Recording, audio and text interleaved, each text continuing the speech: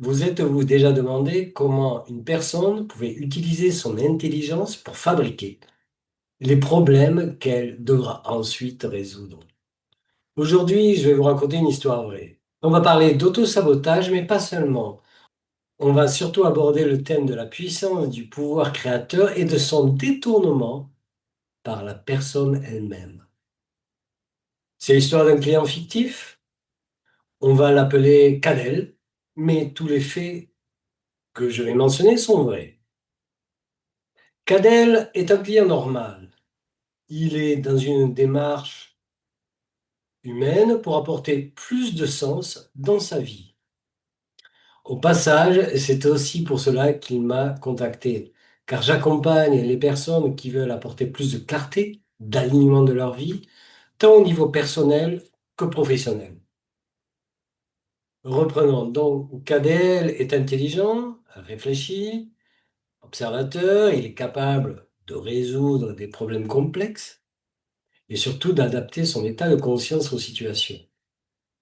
Et pourtant, un jour, il souhaite travailler plus en profondeur sur un de ses grands défis. Son défi est très simple, et comme KDL est organisé, la tâche apparaît régulièrement sur ses notes, sur son mobile, sur son ordinateur. Trois lettres, ADM. ADM par-ci, ADM par-là, ADM dans tous les multiples supports de mémoire de KDL. ADL signifie administratif. Donc on comprend derrière le monde de l'administration de l'État. Et la mission ADM pour Cadel, elle est bien simple, s'assurer de la mise à jour et de la conformité de son dossier administratif et comprendre aussi comment fonctionne son statut d'auto-entrepreneur. Pour certains, c'est comme une quête secondaire, une side quest. Sauf que là, pour Cadel, c'est pas du tout ça, parce qu'il existe une peur profonde qui empêche Cadel d'avancer. 1 an et demi, sans rien faire, en mettant la tâche chaque semaine. Alors cela peut être la peur d'être découvert, la peur d'être puni, la peur que quelque chose qu'il n'aurait pas fait correctement remonte à la surface, la peur d'être coupable, et aussi sur un autre plan, que l'administration, le système est mauvais, qu'il est corrompu, qu'il broie les gens, que sa souveraineté sera perdue, cela va loin. Tout cela, toutes ces images mentales. Donc nous avons travaillé sur plusieurs plans. Je ne vais pas les détailler ici, sauf si vous en faites la demande. Donc si cela vous intéresse, écrivez la suite en dessous en commentaire et je ferai la suite. Le résultat de mon travail avec Adèle a été premièrement qu'ils se rendent compte que ses peurs en relation avec ADM bloquent son projet personnel et aussi professionnel. Il réalise aussi que quelque chose le motive aussi, c'est de ne plus voir ces trois lettres ADM sur ses carnets, etc., etc. Il décide cette fois-ci, c'est fini, je rentre dans une semaine d'action. Il prépare l'ultime synthèse, la liste des informations qui pourraient manquer, et ADM devient un projet prioritaire dans lequel aussi il liste les contacts de spécialistes d'amis qui s'y connaissent en fiscalité. Une question pour les coachs, avant d'aller plus loin, dites-moi, avez-vous déjà accompagné un client qui semblait sincèrement dans la mouvance du changement, mais qui trouvait à chaque fois, systématiquement une bonne raison de ne pas agir? KDL est en mode guerrier, on est lundi, semaine d'action, et nous sommes le lundi de la première semaine. Pourquoi je dis première semaine? Parce que au final, il y en aura 3 de semaines. Au bout de ces 3 semaines, l'objectif n'était toujours pas atteint. On parle d'une prise de rendez-vous.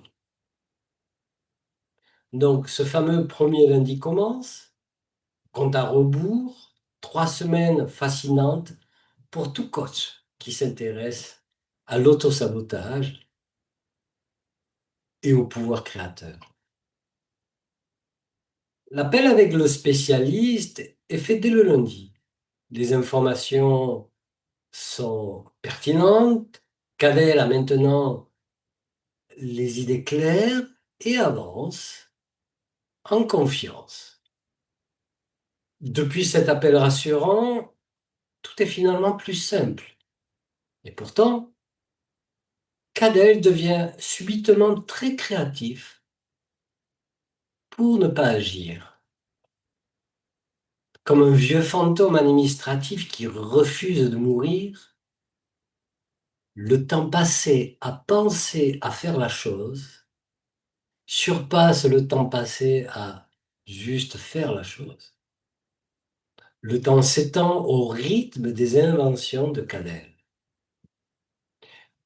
En effet, Cadel développe une forte propension à se convaincre lui-même d'une fausse réalité avec des négociations intérieures qui ne reposent sur rien, puisqu'elles sont tout simplement inventées par Cadel. Par exemple, un dialogue intérieur typique, c'est le premier lundi, bravo, tu as mis ADM un objectif principal, super, tu as appelé le spécialiste. Bon, maintenant, mettons de l'ordre dans les notes. Ouf, ouf, quelle décision d'avoir mis ADM en projet prioritaire. Et résultat, rien n'est fait de plus ce lundi. Le mardi, on remet les notes au propre. Le mercredi, c'est souvent fermé, l'administration. Et cela sans vérifier, hein. Puis, autre chose plus urgent apparaît, le travail, une obligation, un détail, n'importe quoi. Et un autre jour, retour du grand thème, finalement, ce système administratif est contre mes valeurs. Je n'ai pas confiance. Et puis, on arrive au vendredi, ça ne travaille pas le vendredi, non, c'est connu. Tiens, c'est déjà le week-end. Allez, la semaine prochaine, objectif prioritaire, et cette fois-ci, on ne se défile pas. Après tout, la décision a été prise, l'acte peut attendre, non? Et ainsi de suite. 3 semaines. 3 semaines de dialogue intérieur, d'inactivité, d'excuses. 3 semaines de créativité de haut niveau où chaque jour une nouvelle excuse vient s'empiler sur la précédente. Au final, une montagne d'excuses.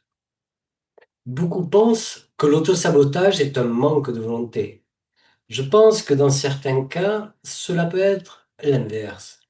L'autosabotage est souvent une intelligence brillante qui travaille contre son propre propriétaire. Toute la créativité est là.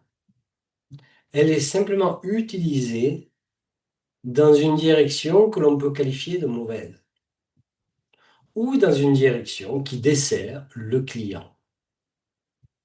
Et puis finalement, à la fin de ces 3 semaines, arrive le ras-le-bol, le moment héroïque. Après 3 semaines, mesdames et messieurs, la prise de rendez-vous dans un centre administratif. Pour certaines personnes, cliquer sur rendez-vous administratif est vécu avec la même intensité émotionnelle comme Paris à fort enjeu, la victoire d'un semi-marathon, l'immense libération, un saut en parachute. Peut-être pas, mais comprenez qu'émotionnellement, on n'en est pas très loin pour une personne comme Cadel. Cela a pris quelques minutes. Est-ce la fin de l'histoire? Pas du tout. Le jour du rendez-vous arrive. Notre héros prépare ses papiers, en particulier le carnet qui le suit partout, celui où se trouvent les notes importantes, les références, les numéros et les informations utiles, notamment dans l'expression de sa situation. Il a toutes les informations, tous les documents, tous les liens. Rien ne manque. Dans sa tête, le rendez-vous est à 40 minutes, métro compris. Il vérifie par acquis de conscience le lieu. Il va sur l'email de récapitulation du rendez-vous et quelque chose de bizarre. Et là, mince, il se rend compte qu'il y a une erreur dans la localité du rendez-vous. C'est bien le bon jour, c'est bien le bon horaire, mais le rendez-vous est dans une autre ville C'est loin de chez lui. Comment est-ce possible, se dit-il? Il y a des noms entre la ville et là où il habite qui sont confondants. Mais bon, Cadel est en silence, d'un sentiment de tristesse, aussi de dévalorisation, parce qu'il se demande comment est-ce possible. Comment est-ce possible d'avoir pris rendez-vous dans une autre ville? Cadel est obligé de passer à l'action. Il décide de rester dans le mouvement, dans le flow, comme disaient les jeunes maintenant. Il se connecte sur la plateforme, essaie d'annuler son rendez-vous. Impossible de le faire.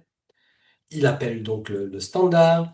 Le standard, après avoir un peu compris de quoi il s'agissait, lui donne un autre numéro.